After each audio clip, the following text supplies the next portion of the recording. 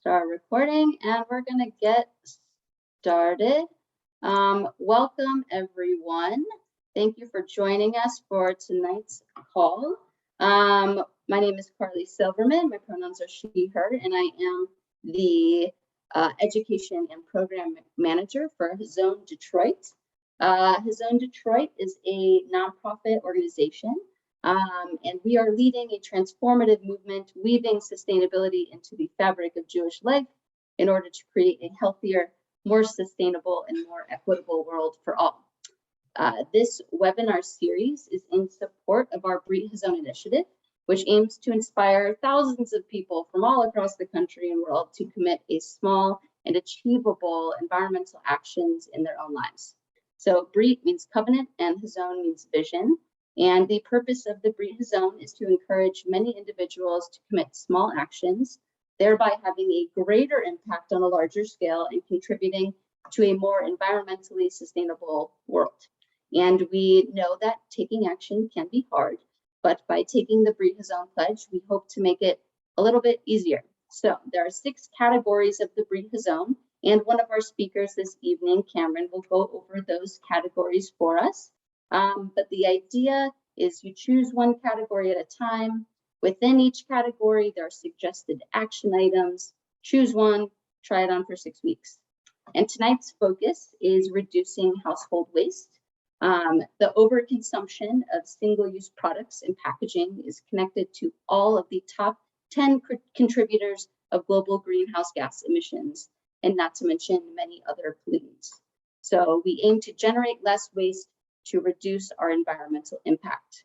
And to get us started on our reducing waste journey, we are joined by Kamryn Gardner, Community Engagement Coordinator at Green Living Science in Detroit, Michigan. And additionally, we have 2 members from the Beth Israel congregation in Ann Arbor. We welcome Michael Simon, who is a medical oncologist at the Karmanos Cancer Institute in Detroit and is a lifelong gardener, as well as Martha Young, a semi-retired psychiatric nurse practitioner and a lifelong recycler. Now, I'm going to pass the mic over to Kamryn, who will be starting us off this evening.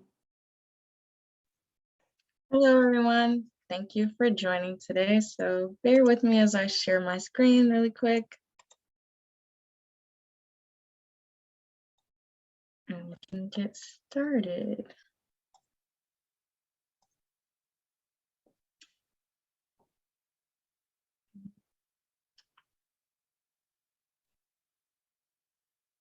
Sorry for my lag. Okay. So today I just wanted to talk a little bit more about waste diversion and some of the causes and effects that can kind of impact us as a society and actions that we can take to kind of divert some of that waste from going into our landfills. So as Carly mentioned, I work for Green Living Science. These are just the rest of my team members. So Natalie, who is our executive director, Logan, who is our director of community engagement, and myself, Kamryn Gardner, who is the community engagement coordinator. So I work a lot in the community. So I'll go a little bit more into us. So Green Living Science is a nonprofit, and we're a contractor for the city of Detroit. These are our 3 pillars right here. So youth, community, and business. And as you can see, it kind of resembles the recycling sign because we feel that these 3 things really help to act as our foundation for our mission and what we believe in. We focus on the business pillar, which helps small or large businesses gain access to the commercial recycling program, whether that be apartment services, churches, schools. We're working on getting into Detroit public schools, and this is just a great way for us to help divert waste from going into the landfills. So on a larger scale, this action can kind of help reduce some of that waste from being sent to the landfills.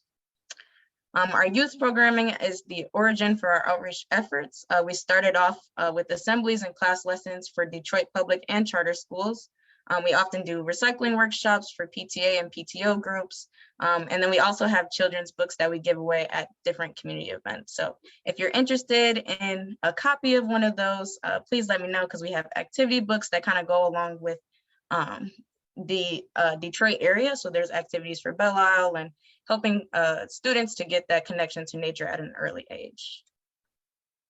And then lastly is the community pillar. So this is the sector that I work in mostly. The community pillar really just helps to extend our capacity because there's only 3 of us, so we rely heavily on our recycling ambassadors, our student recycling ambassadors, and then our recycling champions. I can talk a little bit more about those programs. So our recycling ambassadors basically act as our extension of us. They have all been trained through our training, and they help to advocate for the curbside recycling program. So we often bounce around the city and just attend many different community events. I know we're going to be at the Hazon Food Festival and be signing residents up for recycling carts there. So it's just a great way for us to kind of advocate access to some of these resources that many Detroit residents don't know about. And our student recycling ambassadors is our high school version of that. So right now we're going through that program and really trying to get that green job pipeline at an early age, and just really talk about the environmental awareness and helping to kind of shape them into being activists at an early age. So one requirement that I think is pretty cool is that they have to attend at least one community event with us. So I'm pretty excited about that. And then we're also asking them to get at least 10 signups for the summer. So next week is our graduation, which is a little bit sad because I don't want to see them go yet, but we know that they're going to be great leaders in their community by starting early. So just to get a little bit more into the Brit Hazon commitment, these are the 6 areas that they focus on. So transitioning to a plant-rich diet, reducing food waste, reducing household waste, reducing energy waste, and get growing / buy local, which is awesome. And then buying less stuff. So trying to reduce that consumerism, which I will be focusing on household waste and then kind of dibbling and dabbling into a couple of the other ones as well. So one question that a lot of people kind of think about when they think about how do we shift our mindset? So my answer, the best answer that I think of, is trying to shift from the regular 3 R's to a zero waste mindset. So at the top, we have rethink and redesign. So that's just going to be for producers who are manufacturing these products that are meant for a linear economy. And then we have our basic reduce, reuse, and recycle, which are in this order for a reason. We want to focus on these top areas first before we have to rely on recycling, composting, and material recovery as well. And then we have the unacceptable, which is just waste deregulation, incineration, and waste of energy. We really want to try to avoid those because they have the most detrimental impacts as opposed to the rest of them at the top.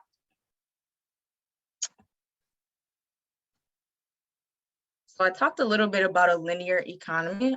This is typically how products are made. So we take these pure materials right from the environment. We make them and then use them, and they're pretty much always sent to the landfills. And that can have some very detrimental effects on our environment. So what we want to do is shift that and try to go into more of a circular economy. So recovering and recycling these materials will really help us to just have a better economy overall, have a more have a better use of our materials, our pure resources, and just to help reduce some of our carbon footprint that we may be producing as individuals. So I know that we probably have a wide range of sustainable folks on here, so I know that people are probably already recycling, but I just wanted to bring up the 4/5 categories. So metal, you know, your typical aluminum and steel cans, glass, bottles, jars, paper, cardboard. We put that into one, and then the plastics. So those are our 4 categories. So I know that people have been recycling, but just for a little audience participation, does anyone know what the hardest material to recycle is? And also, Carly, I can't see the chat right now since I'm screen sharing. So if there is some that are being sent, just let me know. Or everyone can throw their answers into the chat. We'll see what people come up with.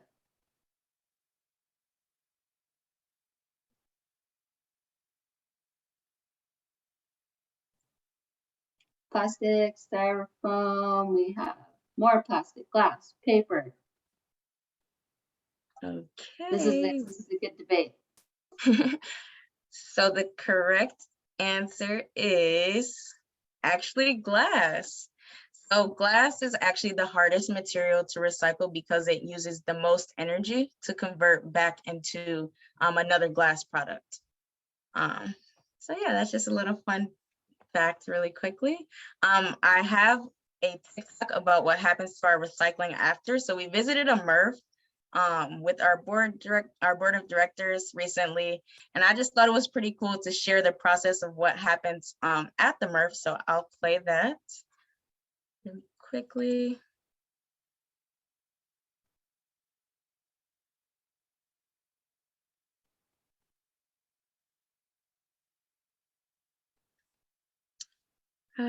Sorry about my lag, guys. If it doesn't play, then we can just skip it.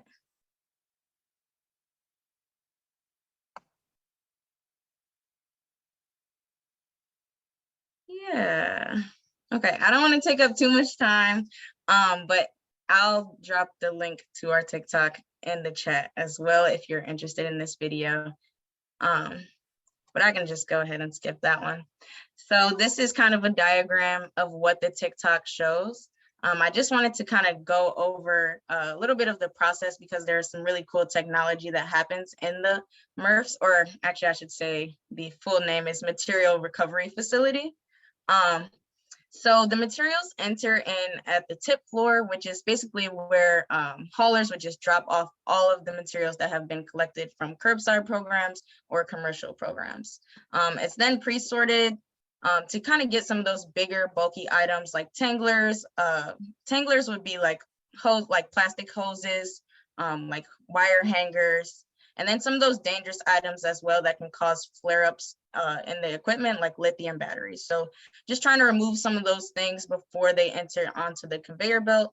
And then the conveyor kind of begins to sort. So the glass is broken into shards, and then at the Ann Arbor MRF, they use a glass knife, I think it's like an air knife, and it just like kind of breaks the bottles down into shards. So those are kind of just removed from the conveyor belt fast and early. And then the star screen separates the materials into 2D and 3D. So 2D would be your papers, your cardboards, and your 3D would be your bottles, your cans, and your cartons as well. Next, there's a pretty cool magnet. The Ferrous Magnet pulls out the steel cans. So that would be all of your pop cans. And then the eddy current repels aluminum. So it uses like a reverse type of magnet, and it just kind of pushes it onto a different like section on the conveyor belt, which I thought was pretty cool. I think it's my favorite piece of technology in there. And then the optical sorters are pretty cool as well. So they have been trained with AI technology to identify the different types of bottles and plastics that we use. So it has the different PETs, HDPE, which would be like your laundry bottles, and then your PP and other plastics would be sorted into the different categories to then be quality control checked. So those would be, there are usually about 2 or 3 different points for quality control. And that is where the actual manual labor comes in. So it'll be like the quick sorting of materials and making sure that they're ending up in the correct areas, so that way they can be bailed out and made into other valuable materials. And then whatever is left from the conveyor after that is then sent to the landfill, which I know that the Ann Arbor, we just went to the Ann Arbor MRF Monday, and I believe that their rate is 13% contamination, which is actually really great for a MRF. So now that I've gotten you guys to guess the hardest one, does anyone know the easiest material to recycle? Yeah, let's put some guesses in the chat again. I can Thank call you them guys out. for the participation. I really appreciate it. Got cardboard, metal, paper, paper, paper, paper. Okay. I think paper is the consensus so far. So the answer is actually metal. Metal can be remade into it's the easiest material to recycle because it can be remade into another metal product within 6 weeks. So a can become another can within 6 weeks because it never loses its elasticity, and it's just really easy to kind of convert into other different forms as well. So next we'll talk a little bit more about some of the benefits that recycling can have.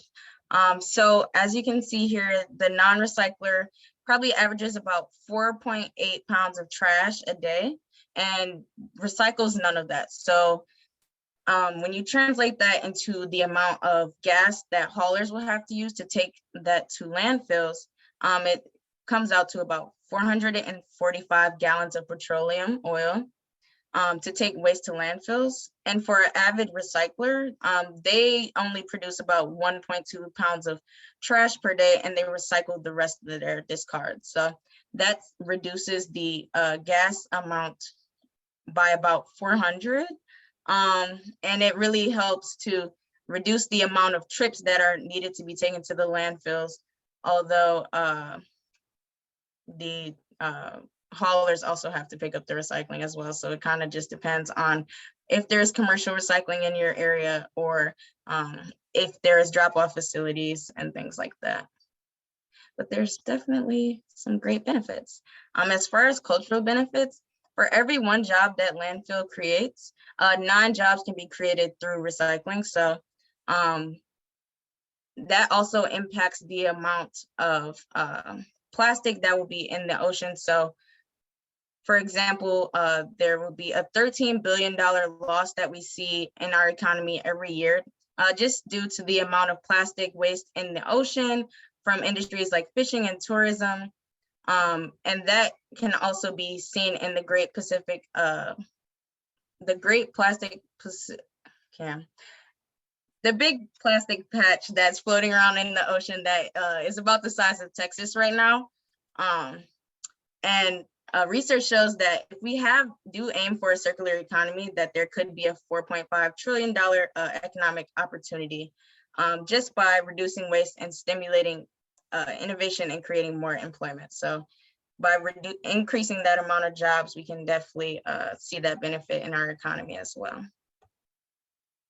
And then social benefits. So just having an individualistic mindset can basically just be an example of consumerism. And exporting and pollution waste from rich countries to poor countries often leaves negative impacts on these poorer countries. And they're also the first ones to experience the negative effects of climate change as well. It can also lead to like obesity from excessive consumption and just a poor linear economy that kind of promotes the waste and disparities and poverty amongst the community. And with social responsibility, one thing that kind of ties back into the Brit Hazon commitment is just being aware of our purchasing power. So we have this kind of obligation to promote and protect our environment for future generations, which is actually why I entered the field of sustainability. Climate change has always been on my mind as far as making sure that we have enough resources for our next generations to kind of be able to live the same type of lifestyle that we do or even better. And we want to make sure that our future generations are not affected by our choices now. So we also have our drop-off facility, which is Recycle Here. And our drop-off facility is great for any Detroit residents who are aware of the curbside program, but maybe do not meet the requirements. So this is great for apartment livers, people who may have more than one bin already, or just anyone who is interested in dropping off their recyclables to our drop-off facility. And the good thing about the drop-off facility is they do accept styrofoam, which is not accepted in the curbside facility, and it's completely free to all Detroit residents. We also have our Be Green business program. So I kind of talked about that a little bit earlier, but we can help Metro Detroit businesses gain access to the commercial recycling program. And this is great for anyone who is looking to gain recycling in their business, big or small. We are kind of dedicated to making sure that businesses are using the materials, using the bins correctly and setting up a successful and efficient recycling program. So that way that they can know that they're doing their part in their business as well as their homes. So I just wanted to offer a couple of zero waste resources. Grove Collaborative, Bite, and Zero Waste Store are all online e-commerce stores. So Grove has a lot of eco-friendly, plastic-free and cleaning products. They have refill products. Bite is kind of more so like hygiene, and they have like zero waste toothpaste tablets, deodorant, mouthwash, and things like that. And then the Zero Waste Store is kind of like Grove, so they offer eco-friendly commerce as well. As many things as you're looking for. I kind of got lost on their website because they have a lot to offer. And then the bottom two are some local options. So Walking Lightly is a refill store, and then Midtown Composting is just another great option to kind of divert some of that waste from going to the landfills. So that is all that I have for today. I'm sorry about my TikTok not loading, but if anyone's interested in seeing that video, I can always send it out. And if you have any questions, you can contact me with my information right here. Thank you, Kamryn. And if you have questions for her on this call, I'm going to ask that you hold them for the moment. We'll do a question portion at the end. And now I'm going to share my screen because our friends Michael and Martha are going to take the mic and we're going to learn from them.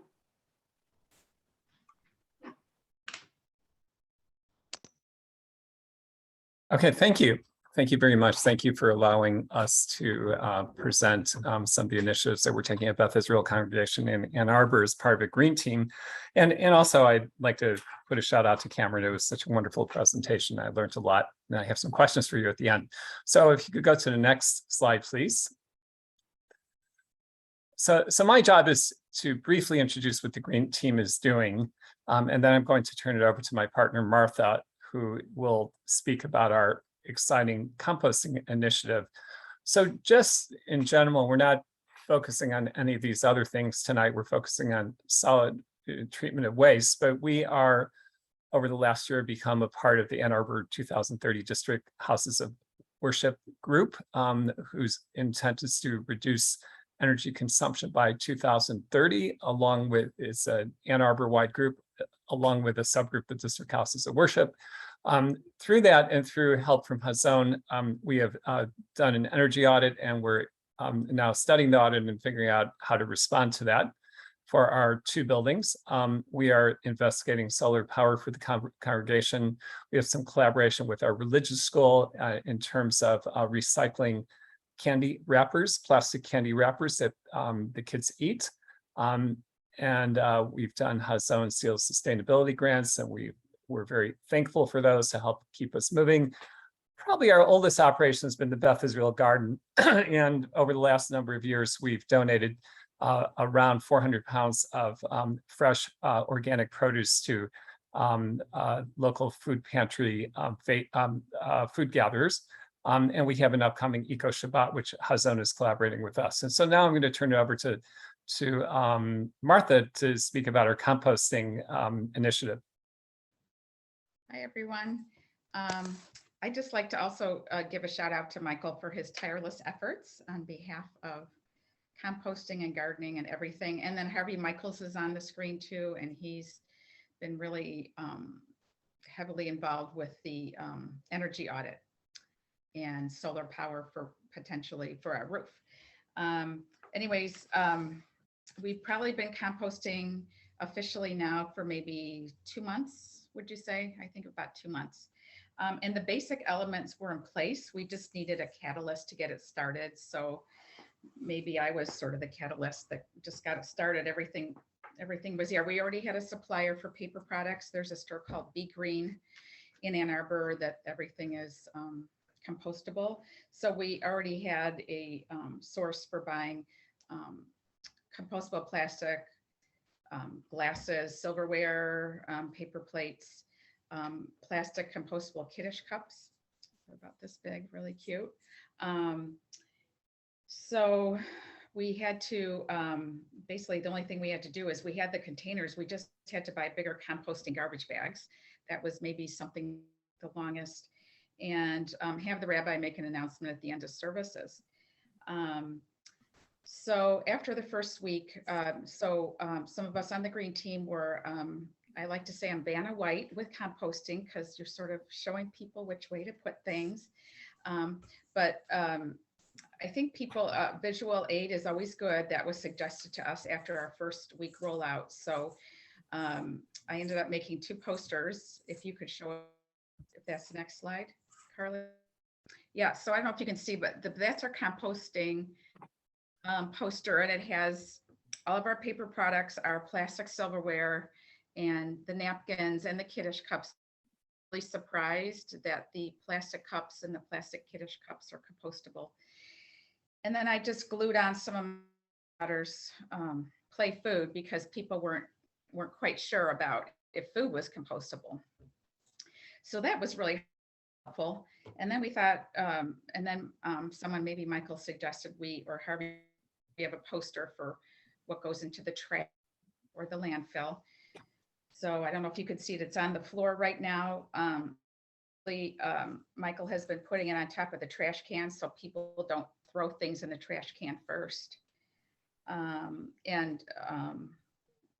So about 99% of what we have for kiddish is compostable. The only things that are not are when we have like bat mitzvahs or at Ofruf, and we throw things at the, at the bat mitzvah or bar mitzvah child or an engaged couple.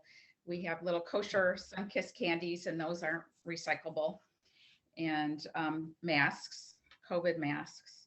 And then we have been serving Bigelow tea, and they come in those little foil wrappers. We don't have bulk tea bags out, which I think would be maybe our next goal. Is just, I don't know if you can have unpackaged tea bags out in a what do you call it? Not a public kitchen, but a commercial kitchen. So that I wanted to look into.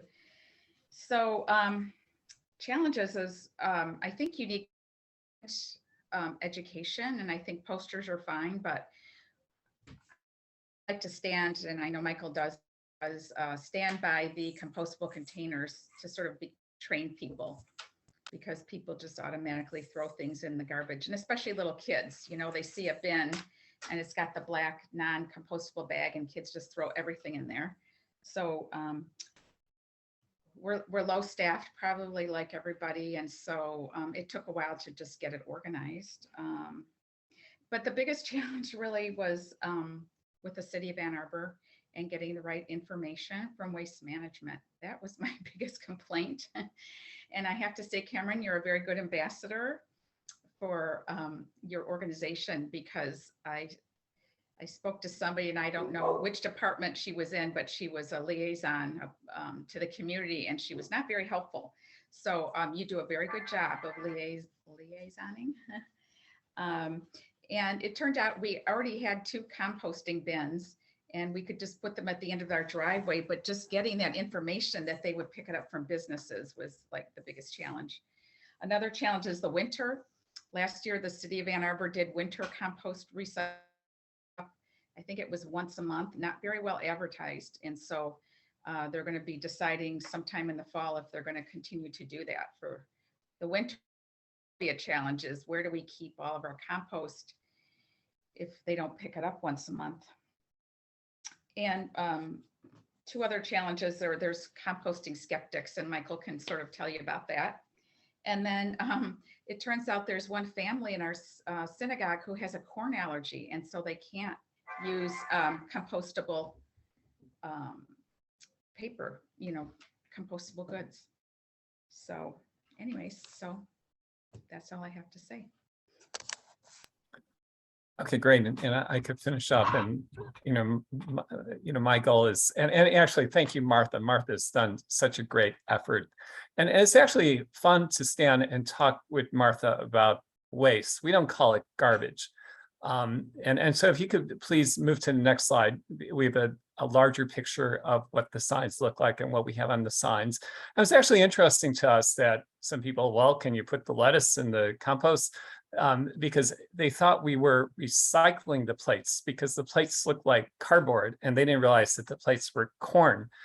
So the synagogue kind of under our feet has kind of taken ownership for this, and so the kitchen staff helps a lot. As an aside, they purchased reusable tablecloths. We were really upset about the plastic tablecloths that were thrown out every week. So if you could please go on. So one day, standing by the compost bin with Martha, Harvey, and our other colleagues, we were thinking about how to really advertise this. And when I sort of go to some Jewish sort of commentary, I like going to Pirkei Avot because I think it says a lot. Of course, I don't like it. There's just sayings of our fathers, but I know sayings of our mothers. Probably the mothers taught the fathers, and then they got it out to everybody. But the quote is Shimon said, "The world stands upon three things: the Torah, the temple service, and acts of loving kindness." And so we were standing at the end of services and we're thinking, well, how do we interpret this? So we interpret it as our food consumption stands upon three things: thoughtfully taking care of our leftover foods, composting what we cannot eat, and being kind to our planet. So return of leftover foods to the earth means it remains a part of the cycle of life. And we talk in Judaism, of course, as the Torah is our tree of life. So it's kind of like the Torah for us, recycling the food. Our service means that we do due diligence to assure that everything connected with food service consumption is properly disposed of after the meal. In service in Judaism and doing proper work and taking care of ourselves and our community is important. And then taking care of the earth is an act of loving kindness, a pious act. And this is similar to what Kamryn spoke about earlier. So I'd like to, I think I just have one more slide. And some of the intent of this is to try to connect this with Jewish principles. And I'll thank our rabbi for helping me think through some of these. And I have these concepts listed. I'm going to really quickly define them going back to my email. And so there are a number of really cool concepts in Judaism and similar concepts, of course, all over humanity. So the concept of Shimrat HaTeva, stewardship of the earth, that comes from the Bible. So that's one concept. Al Tashit, thou shalt not waste. I think to become a good Jew, a good citizen, you don't have to be Jewish. You need to follow these sort of basic concepts. The third one is Shemitah, and is the sabbatical year that the land, like a human, has a natural right to have a rest year. We actually haven't practiced that with our garden at the, in the county farm park or community garden yet, and that's something to think about, although I do think people need food and maybe we cannot rest. But that concept is important. Not owning the process of nature, which is actually kind of interesting walking around our houses. Well, we really don't own this. This is universal. And that there's really no real private property. I think it's kind of a similar concept, that the earth is owned in traditional circles by God, so we don't own any of it, and we really need to take good care of it. And then there's this concept I know less about, but the curse is that there are environmental consequences, whether they come from heaven or they come from the earth. There are consequences of what we're doing.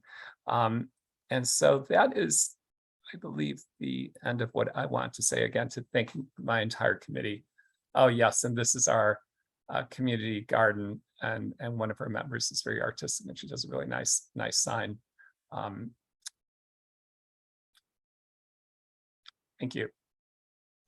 Great, thank you so much to Michael, Martha, Kamryn, for sharing all your wisdom and what you're doing for your communities. It's incredible work that you're doing. And we'll open up for questions. If anyone has any questions for Kamryn, Michael, or Martha specifically. Martha's hand is up. She's ready. So Kamryn, I thought the slides were really good. They weren't too wordy. The graphics were great. Just really good educational tools. Thank you. I want to know, how do you recruit volunteer ambassadors and student ambassadors? Yeah, so we work a lot with the different district managers around Detroit. So one requirement is that we're aiming for Detroit residents to get access to this curbside recycling. So we would like to focus more a little bit on the Detroiters. I'll have to see if we're gonna focus on going outside of Metro Detroit, because I know that we do have our Be Green business program as well. So that one can kind of hit the surrounding areas.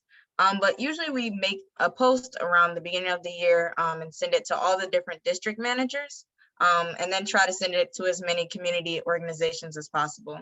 And for schools, it's the same thing. We work a lot with DPS and the charter schools as well. So we're looking for some individuals who are interested in kind of that green job pipeline and making sure that we're giving them access to the resources that they need.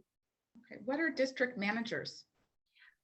So Detroit is broken up into 7 districts, and there are kind of these points of contact that handle a lot of the different responsibilities for each district, whether that be community outreach, policy, politics, just all of the different types of things that a community may need, and residents have access to them as opposed to going to like Detroit City Council.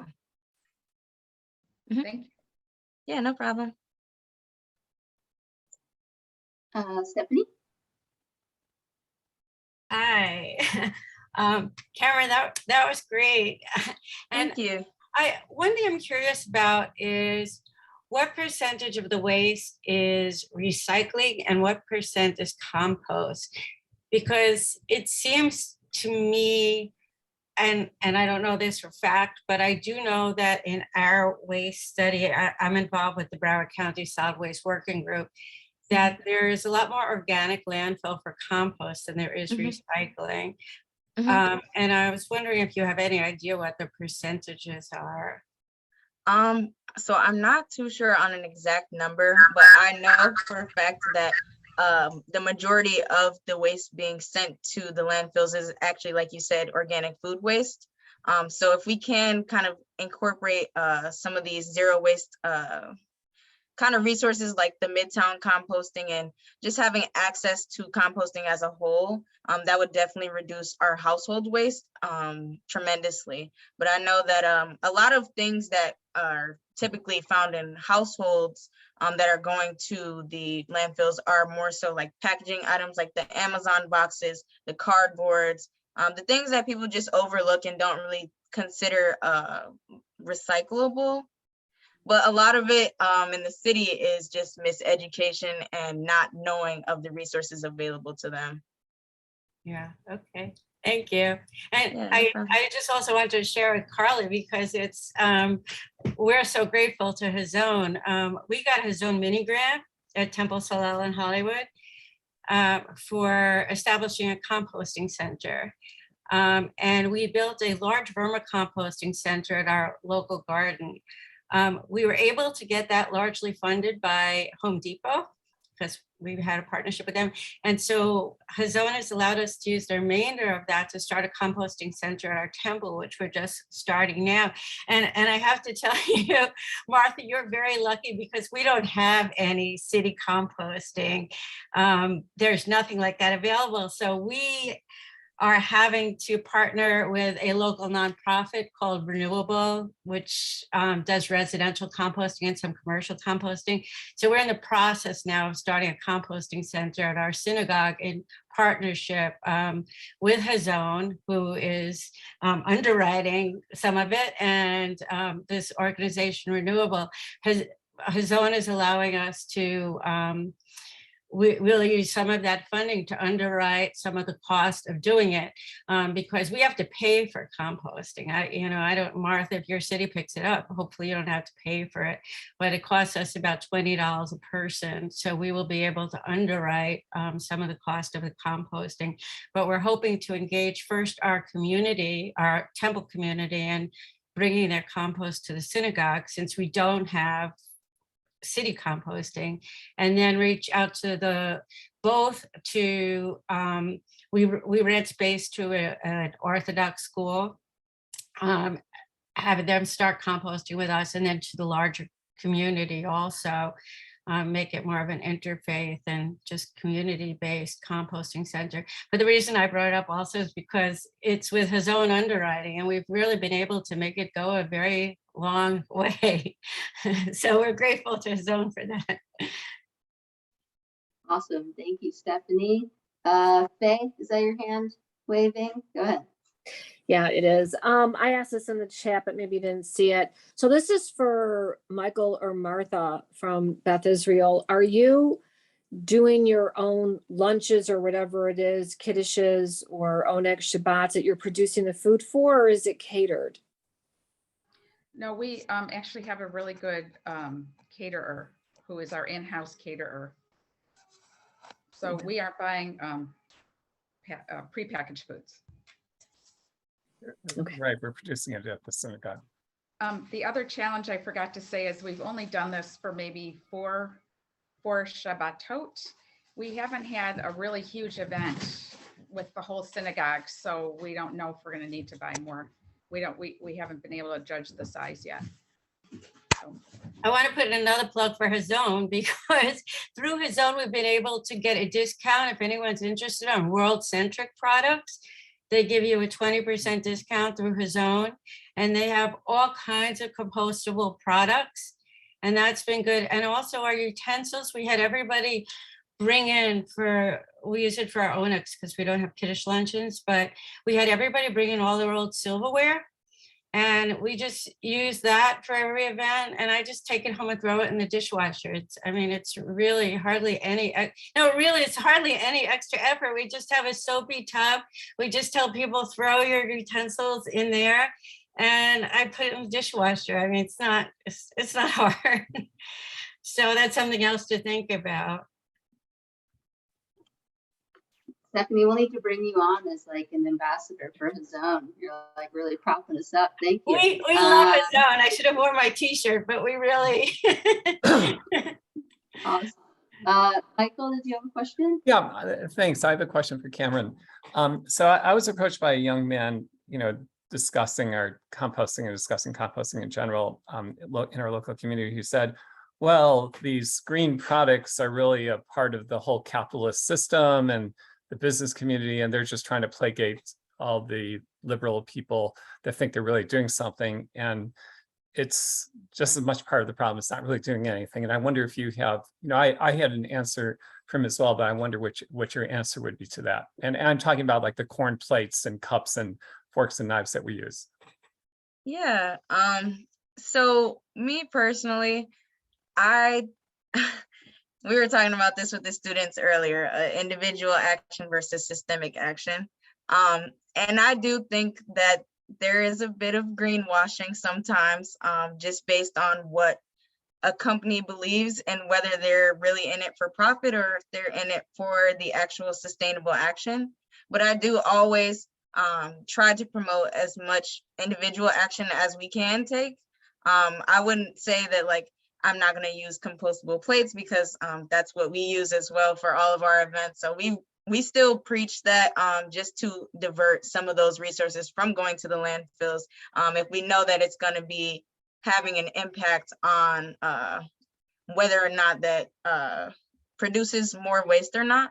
So I do believe that, you know, sometimes it is a matter of, you know, systems need to be putting in a little bit more action and stop trying to put it on us.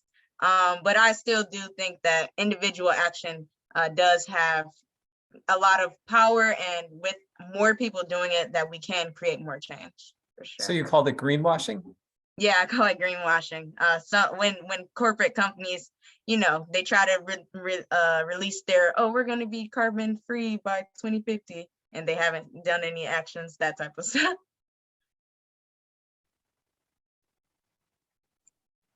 Awesome, thank you. Any other questions? Thank you No. guys for all the questions, by the way. Yeah. Michael, you got one last one? Oh, you're on mute still. Sorry. I'm sorry. There you Okay. go. So the last one, and actually, I kind of picked up that glass was the hardest to recycle or create another glass. I think I heard it somewhere recently. I also thought it was kind of a trick question, so I thought pick the one that wasn't obvious. But if glass is the hardest, and I, you know, my own personal intuition, if I'm looking at peanut butter in the store, I'll buy the glass jar, not the plastic jar, because I think the glass is better. Are you suggesting by that we should have less glass products, or does that mean anything on the practical level? No, I would still recommend going ahead and getting the glass jar. It was just kind of like a trick little question, just to say that it takes the most energy to recycle. But you know, if there is glass versus metal, then I would say go metal in that case, you know, because it has that elasticity to be able to bounce back within 6 weeks. So it's still up to you know, personal preference and what you prefer. I think that the only thing with glass in the recycling industry is that, you know, a lot of times when you're entering those things into the carts, people aren't just like gently setting them in the carts, they'll just throw it in there. So it may end up broken before it even gets to the facility. So, you know, it's just some things to consider. But yeah, I would definitely still recommend going ahead and getting that glass jar because plastic has, you know, these detrimental impacts that can turn into microplastics and end up, you know, in our bloodstreams and all type of things now. So, yeah. Actually, can I add on to that question? If the glass is going to be broken, why can't you put broken glass in recycling? It's not that it can't go in there. I just would say that, like, for example, if you break a glass in your house, if it's already broken, you know, I wouldn't recommend just throwing it in the recycling bin. But I would say that if it breaks in the cart, you know, there's not really much you can do. I think it's more so a matter of like injury worker, like for the MRFs, just trying to like avoid some of those injuries that can happen. So that's also another thing about like why we ask people not to bag their recyclables, because they get trapped in the machinery. So that can also cause worker injuries as well.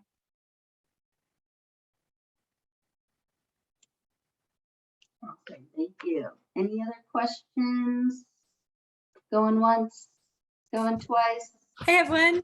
All right, me. Just Kamryn, yeah, thank you for everything. And Michael and Martha, thank you.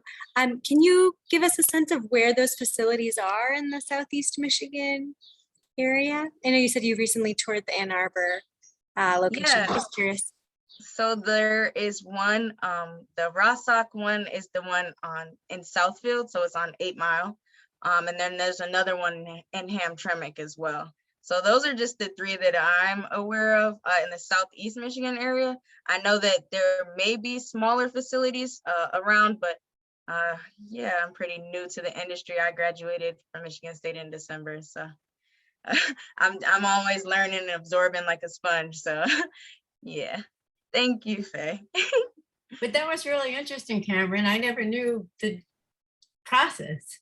Yeah, I was blown away when I first got to Yeah. see it. I'll definitely make sure that you guys can have access to the TikTok because it's pretty cool to see in person as well.